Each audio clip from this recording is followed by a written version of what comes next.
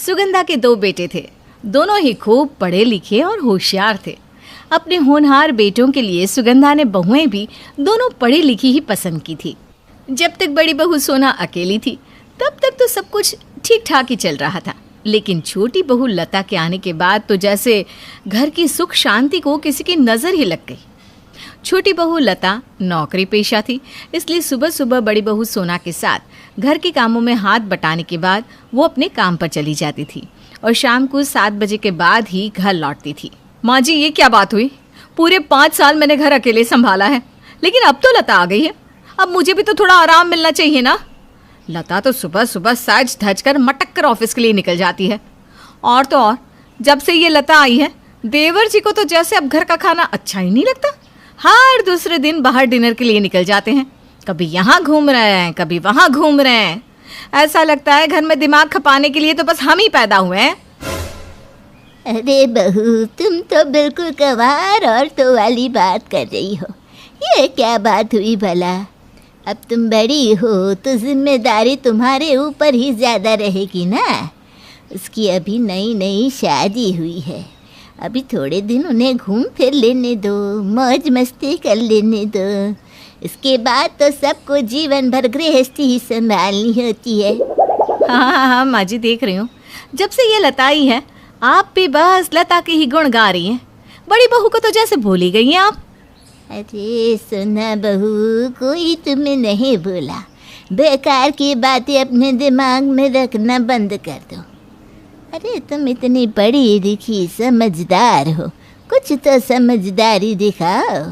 और पढ़ाई सिर्फ नौकरी करने के लिए नहीं होती। घर के सभी सदस्यों के साथ अच्छे से तालमेल बना कर रखो। संबंध ऐसे होने चाहिए कि चाहे जो हो जाए, रिश्तों में दरार ना आने पाए। तब पता चलता है कि बहू कितनी पढ़ी लिखी समझदार है, वरना घर का काम तो अनपढ़ औरतें भी कर लेती हैं। सास से खरी खरी सुनने के बाद तो सोना का दिमाग और भी गर्म हो गया था। हाँ, सारे अच्छाई के भाषण तो मेरे लिए ही है ना। मैं तो अपनी पढ़ाई का इस्तेमाल घर में सबकी चाकरी करने के लिए करूं, और वो महारानी सुबह सुबह मुझे ठेंगा दिखाकर निकल जाए। मैं भी देखती हूँ मेरी प्यारी देवरानी और कितने दिन नौकरी कर पाती है। अगले ही दिन से सोना ने कमर कस ली थी। सुबह 5 बजते ही उसने जाकर लता का दरवाज़ा खटखटाना शुरू कर दिया। अरे भाभी, क्या बात है? इतनी सुबह सुबह मेरे कमरे का दरवाज़ा क्यों पीट रही है? हाँ, वो क्या है ना लता, आज मैंने सोचा कि रसोई की सफाई कर लेते हैं। चलो जल्दी से मिलकर काम निपटा लेते हैं, फिर तुम्हें ऑफिस भी तो जाना होता है ना। लेकिन भाभी, अभी तो सुबह के 5 बजे हैं और मुझे रात को काफ़ी देर तक लैपटॉप पर काम करना होता है। मैं इतनी जल्दी नहीं उठ सकती। सॉरी भाभी।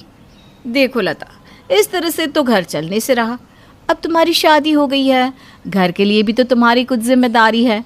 सिर्फ नौकरी करने से तो घर नहीं चलेगा ना। तो चलो अब बहानेबाजी छोड़ो और जल्दी से तैयार होकर रसोई में आ जाओ। चलो चलो चलो। लता बेचारी मन महसूस कर उठकर रसोई में आ गई। अब तो सोना का यही रोज़ का काम हो गया। वो सुबह सुबह कभी 4 बजे तो कभी 5 बजे लता का दरवाज़ा पीटने लगती और उसके ऑफिस जाने से पहले ही सारे घर का काम करवाने लगती। अरे लता, ये क्या?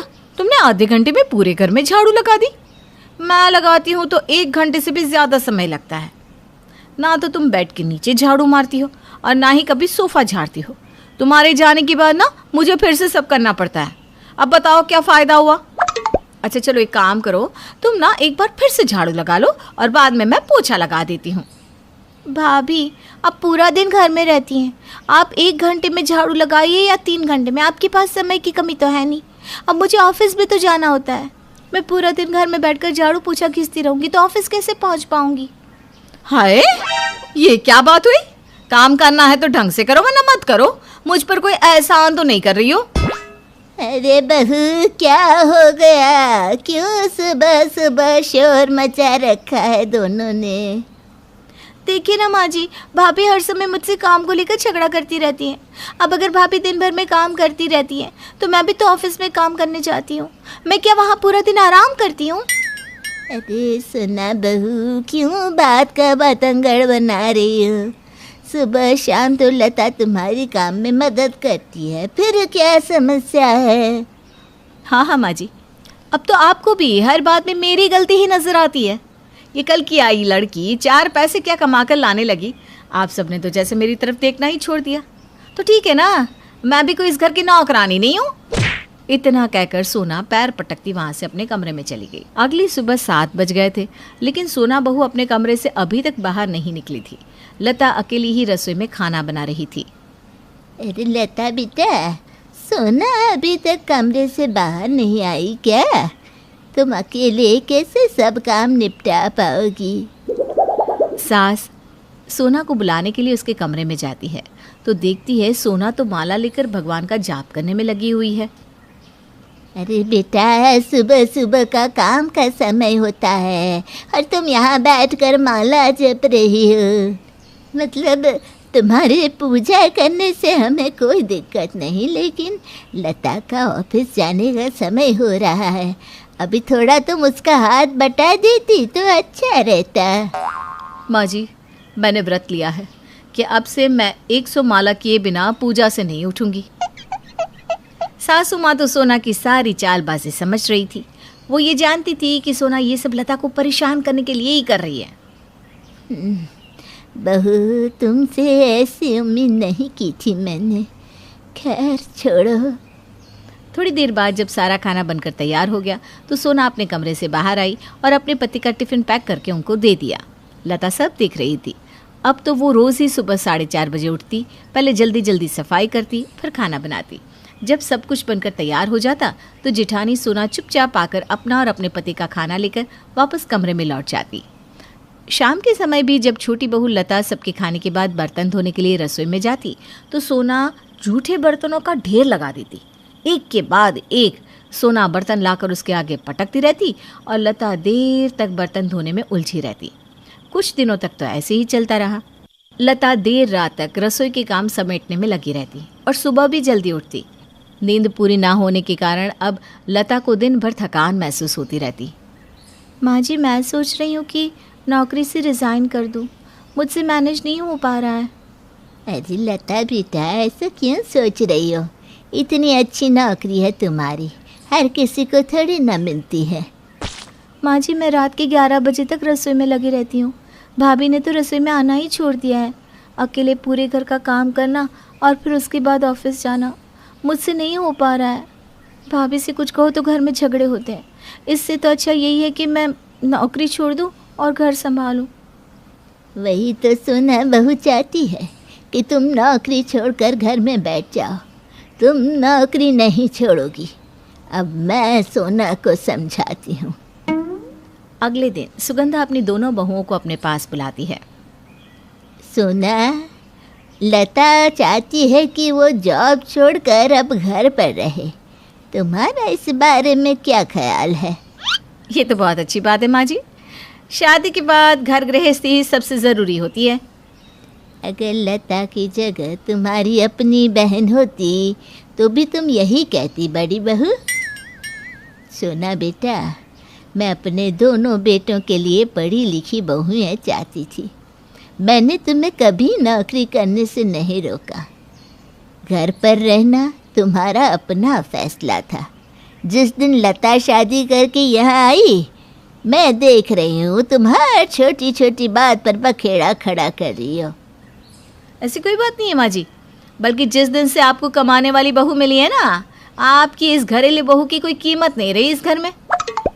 लता बहू ने हमेशा तुम्हारे बराबर, बल्कि तुमसे ज़्यादा ही घर का काम किया है, तब भी तुम्हें संतोष नहीं। दरअसल बात काम की है ही नहीं, बात तुम्हारे अहम की है। तुम ये चाहती हो कि लता भी तुम्हारी तरह घर पर रहे। भाभी, मैंने तो आपसे कुछ भी कहना ही छोड़ दिया है। मैं कितना खुश थी कि मेरी शादी पढ़े लिखे परिवार में हो रही है। हम दोनों देवरानी जिठानी साथ में किटी ज्वाइन करेंगे, पार्लर जाएंगे, सोलो ट्रिप करेंगे। लेकिन मुझे क्या पता था आप पढ़ी लिखी अनपढ़ निकलेंगी। जिन बातों के लिए आप घर में कलेश करती हैं, कोई समझदार इंसान ऐसे सोच भी नहीं सकता। ठीक है बहू, घर की सुख शांति के लिए मैं लता की नौकरी छुड़वा देती हूँ। लेकिन मेरी एक बात हमेशा याद रखना, किसी की तरक्की में बाधा डालकर तुम कभी खुश नहीं रह पाओगी। अपने आप को क्या जवाब दोगी ये ज़रूर सोच लेना। मुझे माफ़ कर दीजिए माँ जी। लता, तुम भी मुझे माफ़ कर दो। शायद मैंने तुम्हें दिल से अपनाया ही नहीं था, इसलिए तुम्हारे लिए कुछ भी करना मुझे बोझ लगता था। आज से मैं तुम्हें अपनी छोटी बहन की तरह मानती हूँ। सोना की बात सुनकर सुगंधा और लता बहुत खुश हो जाती हैं और उसे गले से लगा लेती हैं। उस दिन के बाद सोना और लता दोनों खुशी खुशी घर संभालने लगती हैं। वैशाली का रंग बहुत काला है, इसलिए उसकी सास निर्मला और उसकी देवरानी मीनू उसे पसंद नहीं करती। वो हमेशा उसके काले रंग को लेकर ताने मारती हैं। एक दिन उन्हें पता चला कि वैशाली प्रेग्नेंट है, तो सब वैशाली को समझाने लगे। अरे बहू, अब तो अपना ज्यादा ध्यान रख और अच्छी अच्छी चीजों के बारे में सोचा कर, और कोशिश कर कि तेरा बच्चा तेरी तरह ना हो बल्कि गोरा हो। और हाँ भाभी जी, आप चाहे जैसी भी हो, लेकिन बच्चा तो हमें गोरा ही चाहिए। मीनू, बिल्कुल ठीक कह रही हो तुम।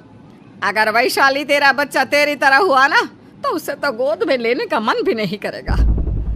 वैशाली को अपनी देवरानी और सास की बातों से बहुत दुख होता है, लेकिन वो कर भी क्या सकती है। शाम को वैशाली का पति हेमंत आता है, तो वो सारी बात अपने पति को बताती है। मुझे इस बात से बिल्कुल फर्क नहीं पड़ता कि हमारे बच्चे का रंग कैसा होगा, बस हम दोनों उसकी परवरिश अच्छी करेंगे और उसे अच्छा इंसान बनाएंगे। लेकिन हेमंत जी, मीनू और माँ मुझे बहुत ताने सुनाती हैं, मुझे बहुत दुख होता है। अरे पर हम उनकी सोच तो नहीं बदल सकते ना, छोड़ो इन बातों को। देखो, अब तुम्हें अपना बहुत ध्यान रखना है। कल ही हम अपने फैमिली डॉक्टर के पास चलेंगे। हेमंत की बात सुनकर वैशाली को अच्छा लगता है। अगले दिन हेमंत और वैशाली डॉक्टर के पास से आते हैं, तो उन्हें देखकर निर्मला कहती है, आ गए बेटे तुम। क्या कहा डॉक्टर ने? माँ, सब कुछ नॉर्मल है। हेमंत बेटा, तू डॉक्टर के पास जा रहा था, पर मैं तुझे एक बात बताना ही भूल गई। क्या बताना भूल गई माँ? अब बता दो।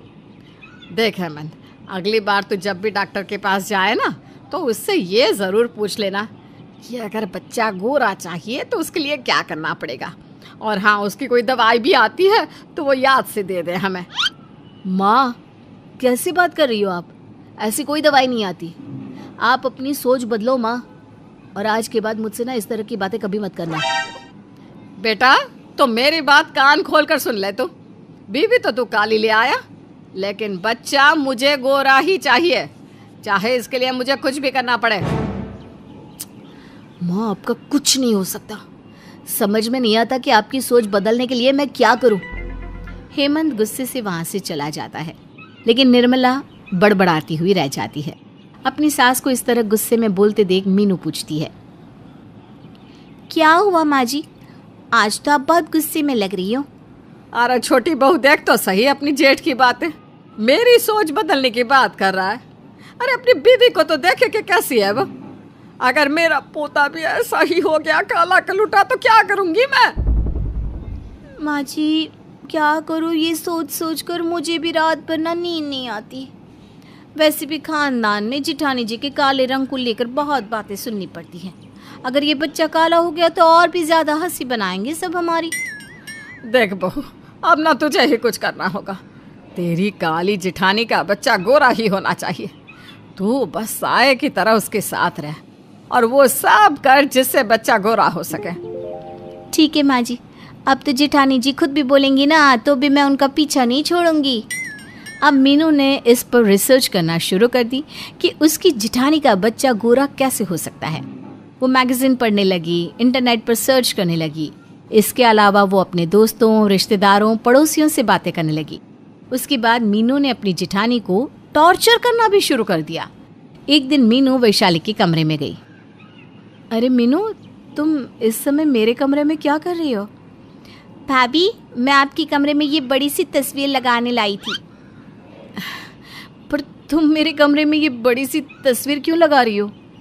भाभी, मैंने एक मैगजीन में पढ़ा था कि प्रेग्नेंट लेडी के सामने जिस इंसान का चेहरा रहे, बच्चा उसी की तरह होता है। हाँ, वो बात ठीक है, लेकिन ये बड़ी सी तस्वीर है किसकी? ये तो कोई अंग्रेज लग रहा है। भाभी, आप इसे नहीं जानती। ये दुनिया में सबसे ज़्यादा हैंडसम आदमी है।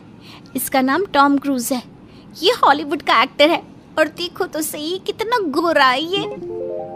मीनू, तुझे फोटो लगानी थी तो अपने जेठ की लगाती ना, वे भी क्या टॉम क्रूज से कम है क्या? भाभी, टॉम क्रूज की इसलिए लगाई है कि अगर दुनिया की सबसे हैंडसम पर्सनालिटी की फोटो लगाऊंगी तो कम से कम बच्चा जेठ जी की तरह तो हो जाए। अगर जेठ जी की लगाती तो न जाने कैसा बच्चा होगा। भाभी, अब ना आपको सुबह शाम दिन में रात में बस इसी फोटो को देखना है, क्योंकि बच्चा तो हमें गोरा ही चाहिए। ये बोलकर मीनू वहाँ से चली जाती है। अगले दिन सब नाश्ता कर रहे होते हैं तो मीनू अपनी जेठानी के लिए कच्चा नारियल लाती है। तुम सुबह सुबह कच्चा नारियल क्यों लेकर आ गई? भाभी, कच्चा नारियल खाने से बच्चा गोरा पैदा होता है। और यही नहीं, आपको नारियल की खीर, नारियल के लड्डू, नारियल की बर्फी, नारियल का पानी रोज पीना है।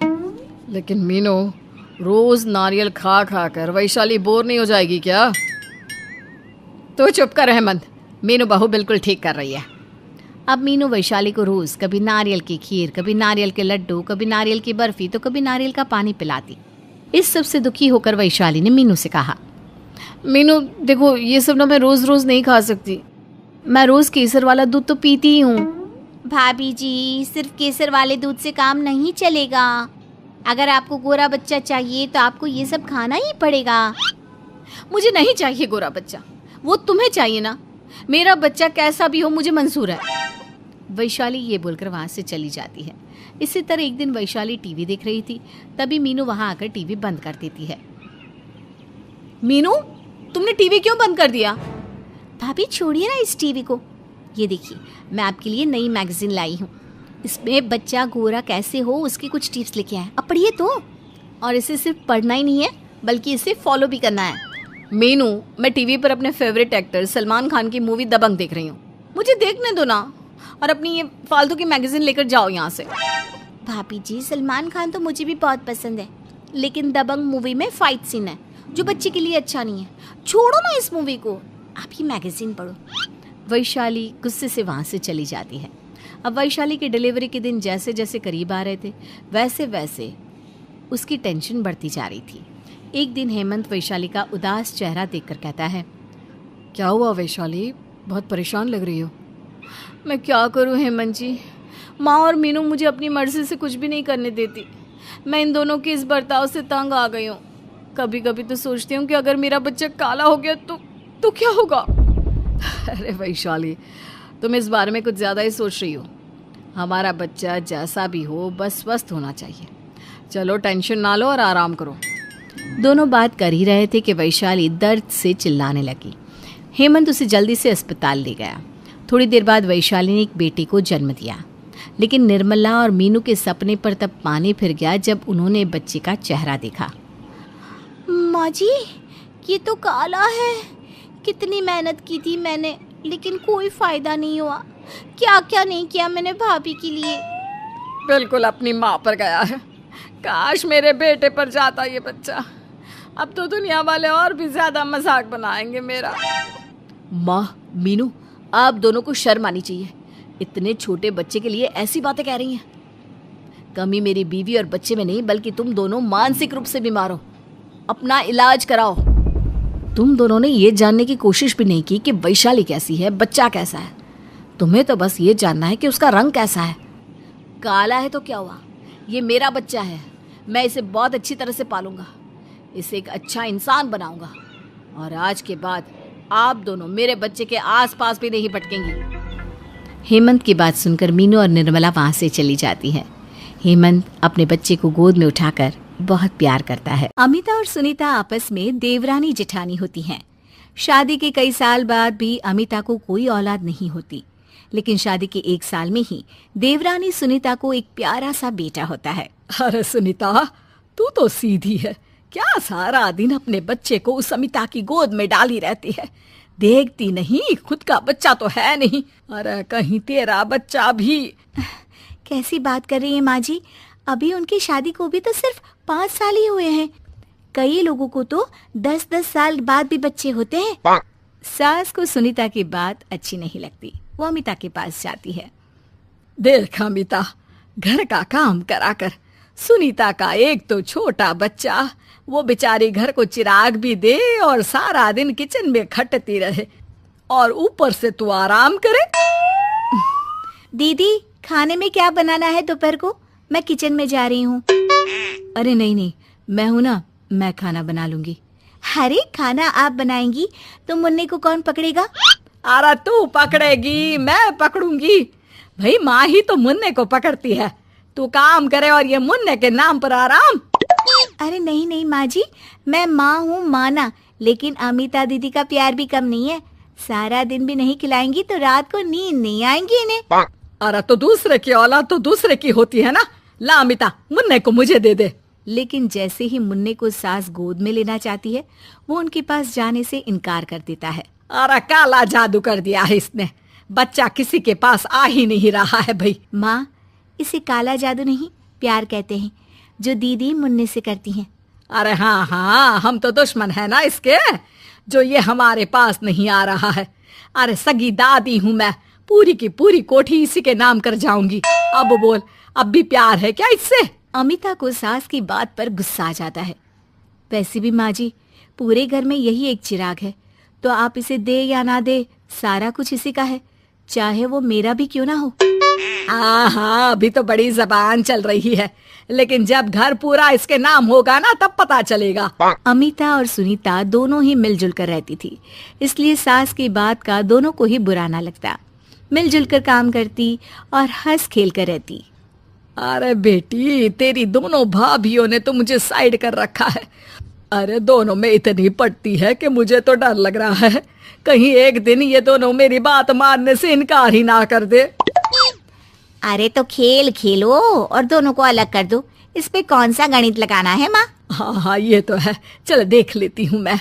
अगले दिन सास धीरे से एक लाल पेन लेकर मुन्ने के बदन में लगा देती है और लोगों को बुलाकर हंगामा करती है। अरे देखो देखो, ये क्या हो रहा है मुन्ने के शरीर में? अरे ये क्या हो गया मेरे बेटे को? मैं अभी इसे लेकर डॉक्टर के पास जा रही हूँ। अरे ना दीदी, परेशान मत हो, मैं तैयार कर देती हूँ और कैब बुला लेती हूँ, बाद में ले जाइए आप इसे। अरे बेटा, तेरा है, वो क्यों ले जाएगी? वैसे भी ये डॉक्टर का नहीं, तांत्रिक का मसला है। किसी ने मुन्ने पर जादू करने की कोशिश की है, जिससे वो मुन्ने को मार ले। सुनीता ये सुनकर रोने लगती है। कौन मेरे मुन्ने को मारने की कोशिश करेगा माँ जी? नहीं नहीं, ऐसा कुछ नहीं होगा। सास अमिता की तरफ देखकर कहती है। अरे वही जिसकी खुद की औलाद ना हो। कैसी बात कर रही हैं माँ जी आप? मैं क्यों मारूंगी अपने ही बच्चे को? वो तो मेरे बेटे जैसा है। अरे बेटे जैसा है, बेटा तो नहीं है ना। वैसे भी मैंने तांत्रिक को फोन कर दिया है। थोड़ी देर में वहाँ तांत्रिक आ जाता है। भगवान भगवान भगवान भगवान, बच्चे की जान को खतरा है, खतरा है, खतरा है। इसके ऊपर किसी बांझ औरत ने काला जादू कर रखा है, रखा है, रखा है। लगता नहीं ये बच्चा कभी ठीक भी हो पाएगा, पाएगा, पाएगा। नहीं नहीं, मेरे बेटे को बचा लीजिए। अमिता दीदी, आप इतना गंदा सोचेंगी मुन्ने के लिए, मैंने सोचा भी नहीं था। अरे कैसी बात कर रही हो सुनीता? मैंने तो मुन्ने को माँ से बढ़कर प्यार किया, ये सोचो भला मैं ऐसा क्यों करूंगी? लेकिन बेटे के प्यार में पागल सुनीता सास की जाल में फंस जाती है। दीदी, आज से आप और मैं अलग हैं, मेरी रसोई अलग, आपकी अलग। और आज के बाद मुन्ने को छूने की क्या, देखने की भी कोशिश मत करिएगा। अमिता सुनीता को समझाने की कोशिश करती है, पर कुछ नहीं होता। अगले रोज। ला सुनीता, मैं मुन्ने को नहला कर तैयार कर देती हूँ। नहीं नहीं माँ जी, मैं नहला देती हूँ। लेकिन जैसे ही वो मुन्ने को नहलाने लगी, पेन के निशान एक एक करके निकल गए। अरे माँ जी, ये तो किसी ने पेन से निशान बनाए थे, देखिए। जैसे ही मैंने मुन्ने को नहलाया, सारे निकल गए। अब अरे नहीं नहीं बहू, ये तो बाबा का कमाल है कि बच्चे के ऊपर से ये साया धुल गया। लेकिन ये क्या माँ जी, मुन्ना तो रोया ही जा रहा है, न खा रहा है, न दूध पी रहा है, बस चाची चाची कर रहा है। अरे इतनी जल्दी उसका भूत नहीं उतरेगा इसके सर से, मार मार कर खिला। जी माँ जी। लेकिन सुनीता का बेटा, जिसे अमिता से बेहद प्यार था, वो उसके पास जाने की जिद में ना खा रहा था, ना पी रहा था। उसकी हालत बिगड़ती ही जा रही थी। हार कर एक दिन, माँ दीदी दिखाई नहीं दे रही है, क्या वो मायके चली गई है क्या? अरे क्या पता कहाँ गई, रुक बड़कू से पूछती हूँ। ए अमिता कहाँ है? माँ जल्दी पता करिए ना दीदी कहाँ है। मुन्ने की हालत दीदी के लिए खराब होती जा रही है। सुनीता मुन्ने को लेकर नीचे अमिता के पास जाती है। अमिता बिस्तर पर पड़ी होती है। वो कमजोर सी दिखती है। बड़ी आराम से सो रही हैं आप, यहाँ मुन्ने की तबीयत खराब हो रही है। वो जैसे ही अमिता को छूती है, अरे दीदी ये क्या हो गया, आपकी तबीयत तो काफी खराब है।